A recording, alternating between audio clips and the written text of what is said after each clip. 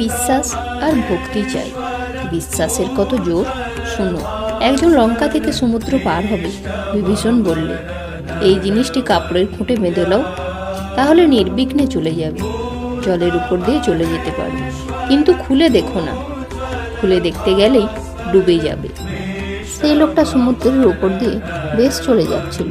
বিশ্বাসের এমন জোর, খানিক পথ গিয়ে ভাবছে বিভীষণ এমন কি জিনিস বেঁধে দিলেন যে জলের উপর দিয়ে চলে যেতে পারছি।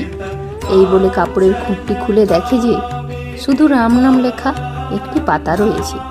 তখন সে ভাবলে, এই জিনিস ভাবাও যা, অমনি ডুবে যাওয়া।